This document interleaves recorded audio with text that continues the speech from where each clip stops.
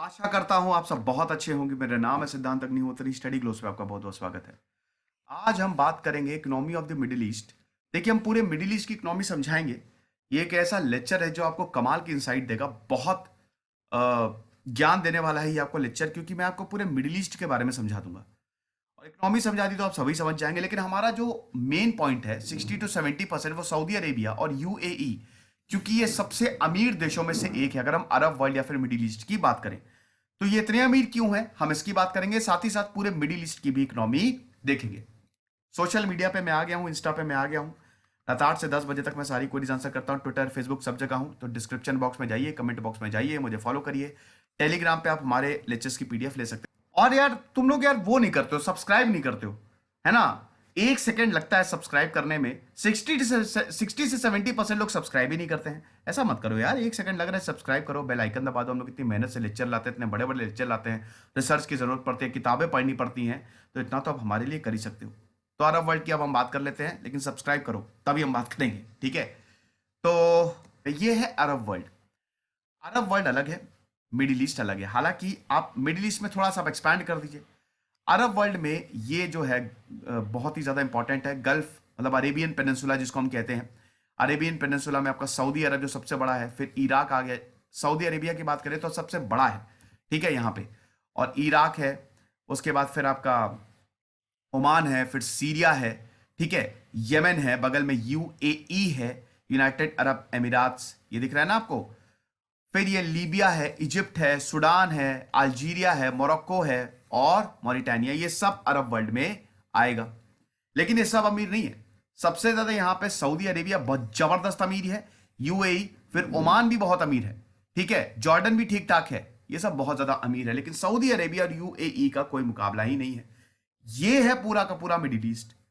Middle east आप देख सकते हैं। मिडिल ईस्ट में टर्की भी आ गया, सीरिया भी आ गया, ये अरब वर्ल्ड तो आ ही गया। उसके बाद ईरान भी आ गया, अजरबैजान भी आ गया, तुर्कमेनिस्तान भी आ गया, ठीक है। ये पूरा का पूरा है मिडिल ईस्ट, ठीक है। अब ये देखो बेटा, इतनी बड़ी बड़ी बिल्डिंग्स। यूएई का दुबई है ये। यूएई देखो पहले, यूनाइटेड अरब एमिराट्स, ये पर्शियन गल्फ है। और आप देख ही रहे हो कि ये समुद्र से, मतलब समुद्र इस ये कोस्ट से अपना बॉर्डर शेयर करता है। मतलब अरब जो है वो कोस्ट से लगा हुआ है, यूएई। सऊदी भी और यूएई भी। तो अब आप देखो, समुद्र तो होगा ही होगा, ट्रेड के लिए बढ़िया है। लेकिन बड़ी बड़ी बिल्डिंग्स देखो। देखो सऊदी में, यूएई में डेवलपमेंट बड़ा मुश्किल है। पता है क्यों मुश्किल है? क्योंकि वहां पे जो ज्योग्राफी है, जैसे वो पूरा बंजर एरिया है, वो पूरा रेगिस्तान है। एक ऐसे एरिया में भयानक गर्मी पड़ती है। इतना कुछ बनाना ये काबिले तारीफ है। समझ लीजिए, नामुमकिन को मुमकिन करके बताया है यहाँ पे। जो यहाँ पे क्राउन प्रिंस है, जो प्राइम मिनिस्टर है यूएई, अभी हम उनकी बात करेंगे, उन्होंने नामुमकिन को मुमकिन कर दिया। आपको लगता होगा यहाँ पे ऑयल रिजर्व्स हैं इसलिए ये लोग इतने अमीर हैं। हाँ, सऊदी अरेबिया के लिए यह बात बिल्कुल सही है। सऊदी अरेबिया की 90% इकोनॉमी ऑयल से चलती है। ये दुनिया का सबसे बड़ा, ओपेक का सबसे इंपॉर्टेंट मेंबर है ये, ठीक है। और दुनिया का सबसे बड़ा ये ऑयल प्रोड्यूसिंग नेशन है। लेकिन यूएई का खाली 1% रेवेन्यू ऑयल से जनरेट होता है। बाकी टूरिज्म यहां पे बहुत ज्यादा आता है। भैया यूएई ने मकान बना दिए हैं, दिखाता हूं मैं।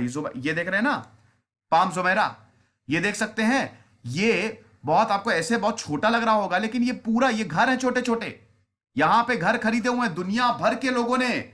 चाहे वो राफेल नदाल, सॉरी, ये, अरे क्या नाम है उनका, वो बहुत बढ़िया टेनिस प्लेयर है, मैं उनका नाम भूल गया इस समय, है ना। मतलब शाहरुख खान के भी यहां पे आपको घर मिलेंगे। जितने भी लियोनार्डो डिकैप्रियो ने घर खरीदा हुआ है, सबने यहां पे एक एक घर 350 400 करोड़ का है। समुद्र में इन्होंने ये पाम जुमेरा देख सकते हैं ना, ये पाम ट्री वहां पे बहुत ज्यादा होते हैं, उसके शेप का है। इतना जबरदस्त विजन है भैया यूएई का। यूएई बहुत अमीर है। तो फिलहाल हम बात करेंगे। अब दोस्तों, यूएई इतना अमीर है क्यों? पहले हम ये जानते हैं। पता है ये कौन है?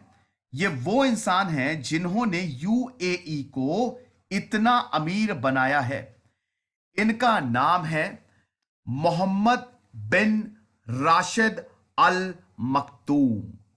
मोहम्मद बिन राशिद अल मक्तूम। ये कौन है? He is the vice president of UAE and is the prime minister of United Arab Emirate and the ruler of Emirate of Dubai. देखिए, यूएई की अगर बात करें तो पहले आप समझो, पहले आप यूएई की थोड़ी हिस्ट्री देख लो।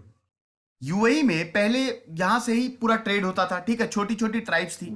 फिर ये ब्रिटिश एम्पायर, पुर्तगालियों का यहां पे काफी ज्यादा डोमिनेंस हुआ और उसके बाद बहुत सारे कॉन्फ्लिक्ट हुए और अल्टीमेटली हम देखते हैं कि ब्रिटिशर के साथ इन्होंने ट्रीटी साइन की और फिर यूएई को इंडिपेंडेंस मिला 2 दिसंबर 1971 में, जब ब्रिटिश ने विड्रॉ कर लिया। तब ये देखिए, टोटल यहां पे 7 अमीराती हैं, मतलब 7 हाउसेस हैं। यूएई की बात करें ना तो यहां पे आपको 7 हाउसेस मिलेंगे एमिराती, जिनको बोला जाता है, मतलब एक हाउस एक एमिराती को डील करता है, रूल करता है। तो ये जो 6 एमिराती हैं 1971 में 7 आ गए और इसीलिए इन्होंने बनाया यूनाइटेड अरब एमिरात। एमिराती मतलब हाउस है, ये राजा महाराजाओं का यहां पे रूल है, Emirates of the United Arab Emirates. ठीक है, इसमें कौन कौन है? 7 अमीराती की बात करें तो सबसे पहले आता है आपका अबू धाबी। ठीक है, यहां पे अलग रूल करते हैं, अलग राजा हैं। फिर अजमान, फिर दुबई, दुबई के जो अल मखतूम है ना वो दुबई को रूल करता है, दुबई सबसे ज्यादा अमीर है। फिर आपका फुजिरा, फिर रास अल खैमान, फिर शारजहां, फिर अल कुवैन। ये 7 अमीराती हैं। ठीक है, और एमिराती जो होते हैं उनको राजा बोला जाता है। एमिरात is a political territory that is ruled by a dynastic Arabic और इस्लामिक मोनार्क। ठीक है, मतलब एक तरीके से राजा। तो ये 7 किंगडम है, यूएई जो है वो 7 एमिराती से है। एमिराती मतलब राजा, तो हर एक एमिराती को एक राजा रूल करता है। तो दुबई की बात करें, दुबई भयानक अमीर है, जिसको अल मक्तूम जो है वो रूल करते हैं। समझ गए? अगर अल मक्तूम की बात करें तो इनके जब भाई की शेख मक्तूम की जब डेथ हुई थी तब 2006 से इन्होंने सत्ता संभाली और 2006 से लेकर अभी तक ये एक्टिव हैं। शानदार इन्होंने काम किया है दोस्तों। इन्होंने यूएई को बदल के रख दिया है। अगर हम यूएई की इकोनॉमी की बात करें दोस्तों तो भैया second largest in the Arab world है। यूएई में भयानक इन्वेस्टमेंट होता है। यूएई जो है बड़ी बड़ी बिल्डिंग, बुर्ज खलीफा खड़ी कर देगा, मतलब सब कुछ बड़ा करते हैं ये लोग। इनके जो अल मक्तूम है वो बोलते हैं कि देखिए हम लोग तो लीडर्स हैं। यहां पे यूएई की बात करें, अरब वर्ल्ड की बात करें तो आपने देखा होगा अरब वर्ल्ड में होता क्या है कि पाकिस्तानी, इंडियंस, एशियंस जाके वहां पे मेहनत करते हैं और ये सही भी है, सब लोग यूएई भागेंगे। तो ये क्या करते हैं, ये बोलते हैं कि आओ हमारे पास आ जाओ। सारी कंपनीज को, बड़े बड़े इंजीनियर्स को बुलाते हैं, बेहतरीन स्कीम्स देते हैं कि आप यहां पे रहो, हम आपको खूब पैसा देंगे। यहां पे पुलिस का सिस्टम नहीं है, सब ऑटोमेटेड है। यूएई की बात करें और एक लिबरल कंट्री है, यहां पे बहुत अमीर लोग भरे पड़े हैं। क्यों? क्योंकि यहां के जो रूलर हैं वो ये बोलते हैं कि देखो हम कुछ नहीं करते, हम बड़े बड़े इंजीनियर्स को बुलाते हैं, वो सब काम वही करते हैं। ये होते हैं लीडरशिप, ऐसे लीडर्स होते हैं। वो क्या करते हैं, वो इंटेलिजेंट लोगों को बुलाते हैं, फिर पीछे हट जाते हैं और उसके बाद इंटेलिजेंट लोग अपना काम करते हैं, इंजीनियर्स अपना काम करते हैं, लेबर्स अपना काम करते हैं और वो एक पूरे के पूरे दुबई को बना, मतलब पूरे के पूरे शहर जैसे दुबई को बना देते हैं। अल मखतूम की बात, हालांकि 7 अमीरात है लेकिन मैं दुबई की बात स्पेशली कर रहा हूं। यूएई की बात, चलिए मैं यूएई की अगर बात करूं, टोटल पॉपुलेशन यहां की 9.2 मिलियन है 2013 के सेंसस के हिसाब से, मतलब सॉरी 2020 के सेंसस के हिसाब से 9.89 मिलियन है यहां पे, यानी कि लगभग लगभग यहां पे 90 लाख लोग रहते हैं। लेकिन मजे की बात यह है इसमें से खाली 20 लाख जो है वो एमिराती हैं, बाकी 70 लाख बाहर के हैं। मतलब अरब में अरेबियंस नहीं रहते, एमिराती नहीं रहते और बहुत ही डाइवर्स है। आपको बता दूं कि यहां अरब यूएई जो है ना वो बहुत ही डाइवर्स है। वहां पे इस्लामिक, ऐसा नहीं कि वहां पे खाली मुस्लिम रहेंगे, बिल्कुल भी नहीं।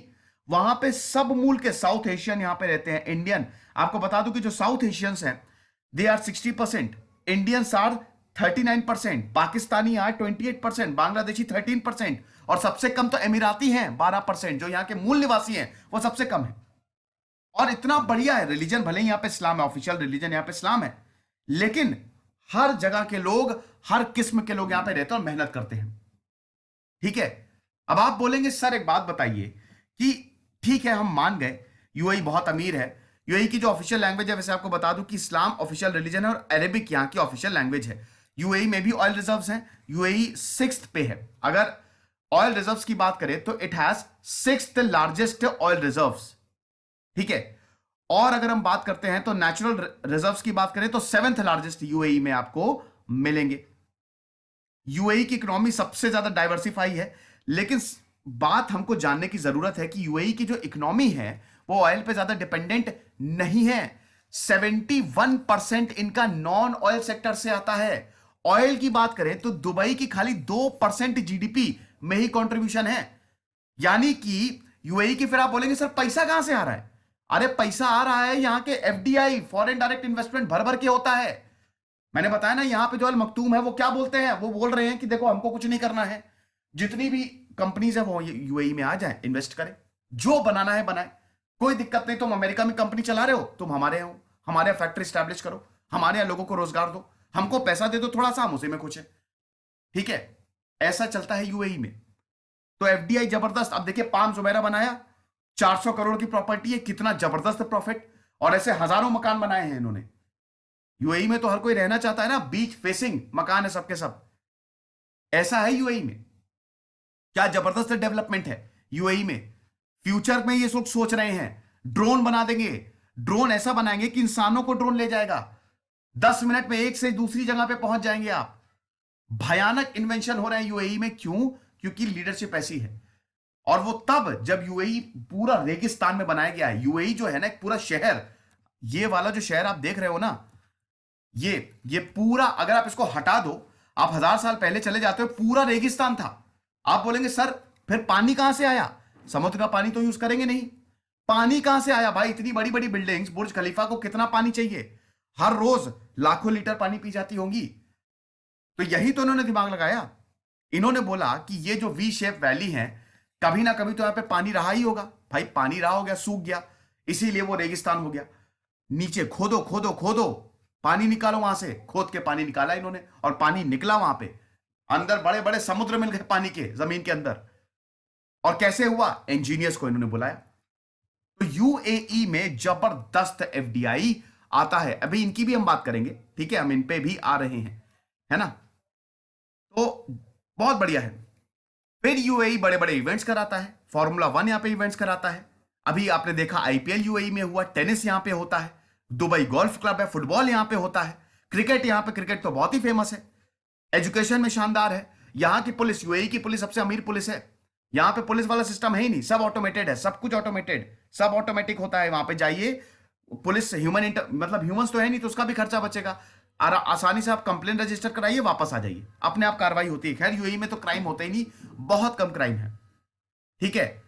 और स्कूल जो है यहां पे लिटरेसी रेट 94%, 2015 में literacy rate, adult literacy rate 94% था।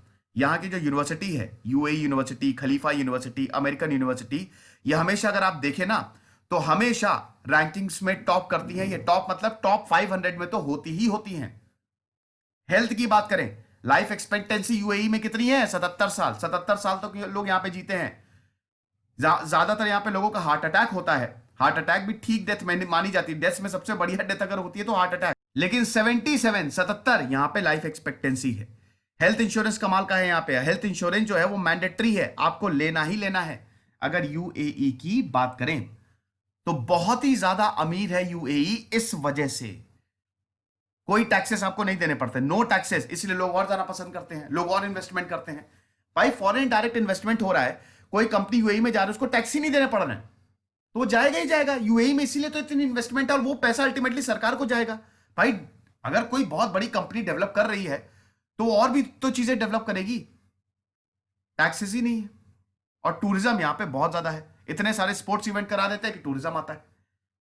तो जीडीपी 377 बिलियन है डॉलर, सेकंड लार्जेस्ट है दुनिया में। अगर अरब वर्ल्ड की बात करें तो इट इज सऊदी अरेबिया के बाद इट इज सेकंड लार्जेस्ट, ठीक है। अब इनकी बात कर लेते हैं। ये है मोहम्मद बिन सलमान, ये है सऊदी अरब के। अब सऊदी अरब की बात करें तो यस, सऊदी अरब जो है, ये मोहम्मद बिन सलमान जो है, ये यहां के क्राउन प्रिंस हैं। मोहम्मद बिन सलमान भी शानदार काम कर रहे हैं, लेकिन दोस्तों सऊदी अरब की बात करें तो सऊदी अरब सबसे बड़ा देश है, अरब पेनिनसुला में सबसे बड़ा देश है, और दुनिया के 20% ऑयल रिजर्व जो है वो यहां पे है। नेशनल जीडीपी आप देख ही रहे हैं, $657 बिलियन है। अब आप इससे कंपेयर करिए, ठीक है, $377 बिलियन है यूएई की, साइज भी यूएई का कम है लेकिन, और अरे सॉरी, और अगर बात करते हैं सऊदी अरब की तो $657 बिलियन है। लेकिन ये भी बहुत ज्यादा अमीर है। एक तो इस्लाम के लिए सबसे पवित्र स्थल है सऊदी अरेबिया, मक्का मदीना यहीं मिलेंगे, तो हज यहां से ही शुरू होती है, मतलब हज यात्रा, मतलब हज के लिए लोग यहां पे आते हैं। और सऊदी अरेबिया की इकोनॉमी जो है वो ऑयल पे डिपेंडेंट है। 1940s में जब यहाँ पे ऑयल यहाँ पे खोजा, मतलब ऑयल मिला, ऑयल रिजर्व्स मिले, तो अमेरिका की आंखें चमक गई। इसीलिए सऊदी अरेबिया और अमेरिका जो है बहुत अच्छे दोस्त भी हैं। वैसे मैंने एक लेक्चर किया था कि सऊदी अरेबिया और ईरान में इतनी ज्यादा दुश्मनी क्यों है, उसमें मैंने ये कंसेप्ट पूरा बताया है कि कौन किसकी साइड है। सऊदी अरेबिया की बात करें, सेकेंड लार्जेस्ट है अरब वर्ल्ड में, अगर बात करें तो it is second largest in the Arab world.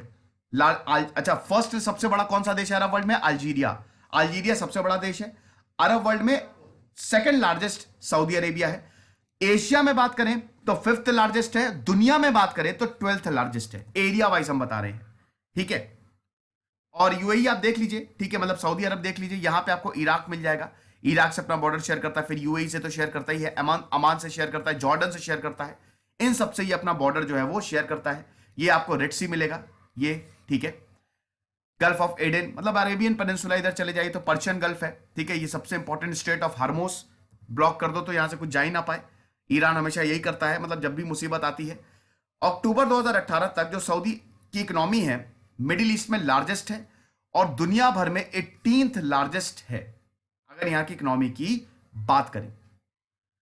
Saudi Arabia में यंगेस्ट पॉपुलेशन सबसे ज्यादा है। देखिए,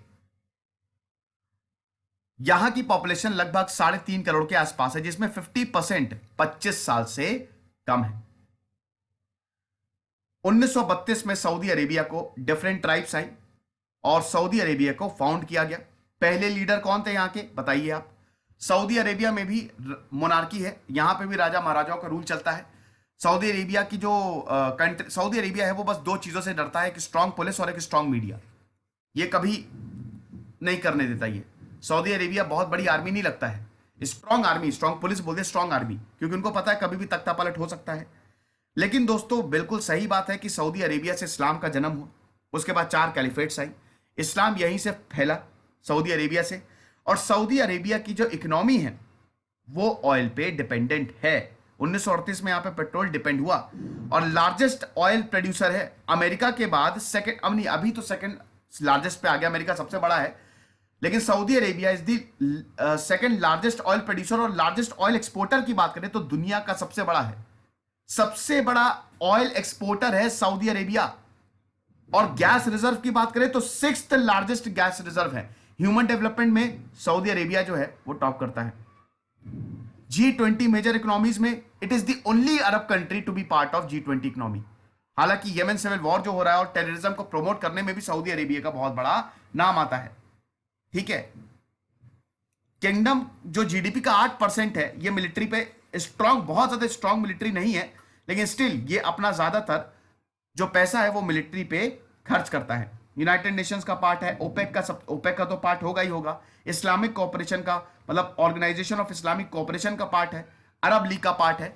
और अरब और ईरान में हमेशा जंग चलती है कि मिडिल ईस्ट का या अरब वर्ल्ड का लीडर कौन होगा। तो G20 ग्रुप का ये हिस्सा है, यानी कि दुनिया की जो सबसे बेहतरीन 20 इकोनॉमीज हैं उनमें अरब, ये सऊदी अरेबिया आता है। एग्रीकल्चर यहां पे होता नहीं, खाली 2.6% है। इंडस्ट्री बहुत ज्यादा है, 45%। सर्विसेज सबसे ज्यादा है, 54%, ठीक है। और इनइक्वालिटी यहां पे ज्यादा है नहीं। दुनिया का सबसे बड़ा ऑयल एक्सपोर्टर है, दुनिया भर में ऑयल एक्सपोर्ट करता है ये। क्रेडिट रेटिंग की बात करें तो ए, हर जगह ए मिली है, कुछ में तो A+ है। तो सऊदी अरेबिया नेचुरल रिसोर्सेज, देखिए सऊदी अरेबिया भी ब्लेस्ड कंट्री है, यहां पे भी रेगिस्तान है लेकिन भर भर के नेचुरल रिसोर्सेज मिलते हैं, ठीक है। और सऊदी का विजन है 2030, देखिए अभी सऊदी की जो इकोनॉमी है वो ऑयल पे डिपेंडेंट है, लेकिन सऊदी का एक विजन है कि अब सऊदी अरेबिया 2030 तक ऑयल पे डिपेंडेंसी घटाएगा।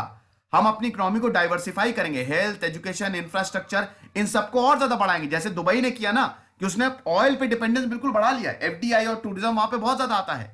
ठीक है, तो ये सऊदी अरेबिया जो है ये 2030 का विजन है। और जिस तरीके से मोहम्मद बिन सलमान है, हालांकि मोहम्मद बिन सलमान का क्रिटिसिज्म भी बहुत ज्यादा होता है, लेकिन जिस तरीके से वो आगे बढ़ रहे हैं ये हो भी सकता है। अब हम बाकी देशों की भी बात कर लेते हैं, बड़े बड़े देशों की हम बात करेंगे। देखिए बहरीन, लेबनान, ये भी बढ़िया है। बहरीन की बात करें तो बैंकिंग सेक्टर यहाँ पे बहुत बढ़िया है, इतनी बड़ी इकोनॉमी नहीं है लेकिन जितनी सऊदी अरब और यूएई की है। लेबनान की बात करें तो इसमें भी दोस्तों अगर हम लेबनान की बात करें तो जीडीपी पर कैपिटा $16,000 है। देखिए ये वो देश है ना जहां पे लोग बहुत ज्यादा भागते हैं काम करने के लिए, ठीक है ना, तो ये चीज है। लेकिन यहाँ पे सिविल वॉर भी चल रहा है, लेबनीज सिविल वॉर। देखिए कुछ देशों में तो सिविल वॉर चल रहा है, ठीक है।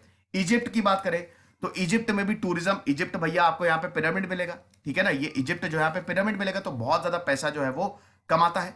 एग्रीकल्चर, ये इजिप्ट में बढ़िया एग्रीकल्चर है। देखिए सऊदी अरेबिया और यूएई में तो एग्रीकल्चर हो ही नहीं सकता, रेगिस्तान में कहा है एग्रीकल्चर करोगे, खेती करोगे, लेकिन इजिप्ट में क्योंकि नील नदी बह रही है तो यहाँ पे एग्रीकल्चर काफी ज्यादा होता है, कॉटन जो है वो उगाया जाता है, और 7.5% जो इनका ट्रेड है वो समुद्र से ही होता है, तो इससे जो इनका रेवेन्यू है काफी ज्यादा अच्छा खासा आता है। लेकिन अगेन ये इतने अमीर नहीं है जितने सऊदी अरेबिया और यूएई हैं।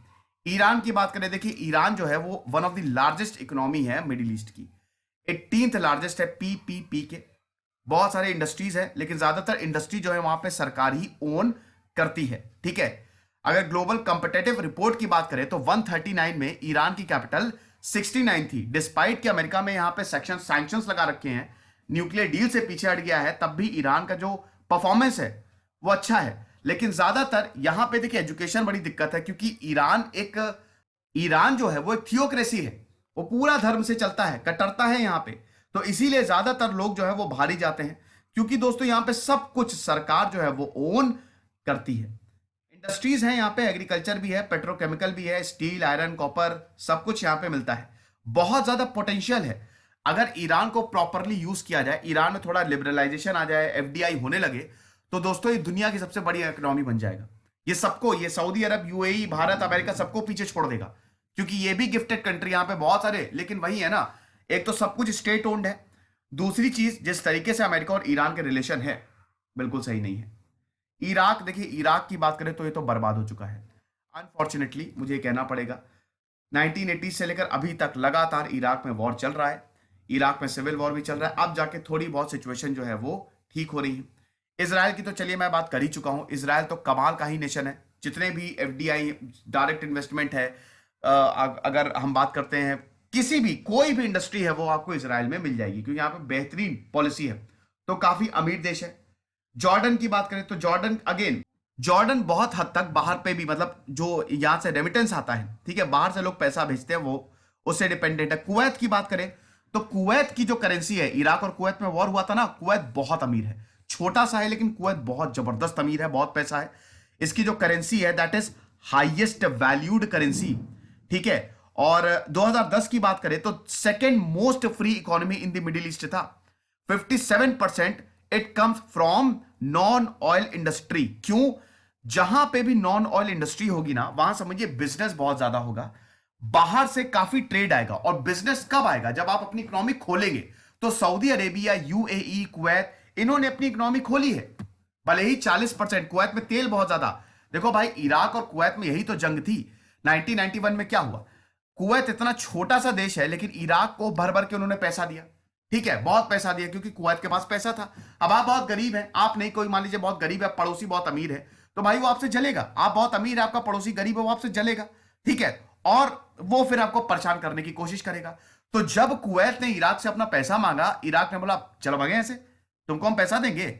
उस समय यहां पे सद्दाम हुसैन थे, सद्दाम हुसैन ने बोला निकल लो, पहली फुर्सत में निकलो। कुवैत ने बोला कि अरे ऐसा कैसे, आपको पैसा देना पड़ेगा। उन्होंने बोला अभी देते हैं पैसा। पूरी फौज लेके सद्दाम हुसैन कुवैत में घुस गए। अब जब सद्दाम हुसैन कुवैत में घुस गए, तब जाके अमेरिका और यूनाइटेड नेशंस ने मिलके फिर इराक को हराया। तो इसको इराक कुवैत वॉर बोलते हैं, ठीक है। इराक ने जो कुवैत पे इन्वेजन किया 1990s में, 1991 में बेसिकली, तो कुवैत जो है यहां की 57% वो नॉन ऑयल से आता है। लेकिन कुवैत मेन जो है वो एक ऑयल कंट्री है, 75% एक्सपोर्ट करता है ये पूरी दुनिया को ऑयल। और जो मैक्सिमम है, मतलब 80% जो सरकारी रेवेन्यू है वो इनका ऑयल से ही आता है। ओमान की बात करते हैं, ठीक है, ओमान किधर चला गया, ये रहा ओमान। ओमान की बात करते हैं तो यहां पे भी जो एलएनजी का प्रोडक्शन है, लिक्विफाइड नेचुरल गैस, पेट्रोल का प्रोडक्शन है, वो भी है। 55% जो यहाँ का रेवेन्यू है वो नॉन ऑयल से आता है। पेट्रोल, देखिए ये जितने भी स्टेट है ना पेट्रोल से बहुत कमाते हैं, तो ओमान में भी जो 64% है, 64% टोटल अर्निंग्स इनकी पेट्रोल से ही आती है, बाकी इनकी नॉन ऑयल से आती है। पैलेस्तीन की तो क्या ही बात करें, पैलेस्तीन की तो हालत ही बहुत ज्यादा खराब है। कतर की बात करें, पैलेस्तीन की मैं इसलिए बात नहीं कर रहा हूं क्योंकि इसराइल और पैलेस्तीन पे मैंने पूरा लेक्चर लिया, आप देख लीजिएगा। कतार, अगेन कतार बहुत ही जबरदस्त नेशन है। देखिए कतार जो है ये छोटा सा है, कतार जो है ना, कतार दोहा, ये इतना बेहतरीन है। ज्यादातर जो लोग हैं पाकिस्तान, इंडिया, सऊदी अरब, यूएई, कुवैत और कतार जाएंगे काम करने। हाईएस्ट पर कैपिटा है, पर कैपिटा मतलब प्रति व्यक्ति आय, कौन कितना कमा रहा है, तो जहां पे ज्यादा पैसा मिलेगा लोग वहीं जाएंगे। इसीलिए पाकिस्तान, भारत, बांग्लादेश से बहुत सारे एशिया से लोग यहां पे काम करने जाते हैं। तो कतार हाईएस्ट पर कैपिटा जीडीपी है $128,000। और कहां से इतना पैसा आ रहा है, अगेन नेचुरल गैस, यहां पे आपको नेचुरल गैस रिजर्व्स मिलते हैं, ठीक है। सॉवरेन वेल्थ फंड भी सबसे ज्यादा आपको यही मिलेगा। सऊदी अरेबिया के बारे में आपको बता ही चुका हूं। सीरिया के बारे में हमको जानने की जरूरत है नहीं, सीरिया में तो सिविल वॉर चल रहा है, बहुत बहुत बहुत बुरी हालत है सीरिया की। सीरिया के मैंने सेपरेट लेक्चर लिया है। टर्की की बात करते हैं, यस टर्की एक और है, टर्की भी चाहता है कि वो लीडर बने। टर्की भी भाई देखो, पहले ये पूरा, इसको एनाटोलिया पेनिनसुला कहते थे, ये पूरा का पूरा, अगर टर्की की बात करें तो ऑटोमन एम्पायर था, ये बाद में टूट गया वर्ल्ड वॉर 1 के बाद। तो टर्की मिडिल ईस्ट की लार्जेस्ट इकोनॉमी है, ठीक है। आपको शायद विश्वास नहीं होगा, टर्की जो है it is the largest economy of middle east. उसके बाद ईरान, सऊदी अरेबिया और यूएई आता है। टर्की पीपीपी की बात करें तो 15th लार्जेस्ट है, नॉमिनल जीडीपी की बात करें तो 15th लार्जेस्ट, क्योंकि इसका आधा पार्ट यूरोप में है, आधा पार्ट एशिया में। तो टर्की बहुत ज्यादा लिबरल भी है। जो G20 मेजर इकोनॉमी जिसका सऊदी भी पार्ट है, उसका भी पार्ट है टर्की, ठीक है। यूरोपियन यूनियन कस्टम्स का भी पार्ट है, यूरोप का यहां पे इन्फ्लुएंस रहा है, इसलिए टर्की जो है बहुत ज्यादा अमीर भी है। $11,200 की पर कैपिटा जीडीपी है। तो टर्की भी बहुत ही गजब, बहुत ही अमीर देश है। यहां पे भी जो वेल्थ है ना, इंडस्ट्री कमाल की। हालांकि टर्की में देखिए, टर्की में कोई डॉलर नहीं है, या सॉरी टर्की में कोई ऑयल रिजर्व्स नहीं है, लेकिन टर्की में इंडस्ट्रीज बहुत ज्यादा है, इंडस्ट्रीज बहुत ज्यादा है, मैन्युफैक्चरिंग सेक्टर बहुत ज्यादा है, सर्विस सेक्टर कमाल का है यहां पे, इसीलिए लोग बहुत ज्यादा पैसा कमाते हैं। यमन की बात करें तो यमन तो पूरा सिविल वॉर में डूबा ही हुआ है। जो देश सिविल वॉर में है उनकी इकोनॉमी इतनी अच्छी नहीं है। तो आई होप मैंने मिडिल ईस्ट के बारे में आपको पूरा बता दिया होगा, आपको कोई दिक्कत नहीं है। तो देख सकते हैं आप सऊदी अरेबिया और यूएई और टर्की कितने ज्यादा अमीर हैं, डिस्पाइट कि छोटे नेशंस हैं, ज्योग्राफी इतनी मुश्किल है, लेकिन उसके बावजूद शानदार काम कर रहे हैं। देखिए हम तो यही चाहेंगे कि भारत भी इतने ज्यादा, हर इंसान बहुत अमीर हो जाए, खूब पैसा हो उनके पास, हर कोई खुश रहे। तो ऐसे मैं लेक्चर्स लाता रहूंगा, इंडिया सऊदी पे भी मैं लेक्चर ले आऊंगा, इंडिया सऊदी रिलेशंस पे भी। खुश रहिए, पढ़ते रहिए। इधर से सिद्धांत अग्निहोत्री साइनिंग ऑफ।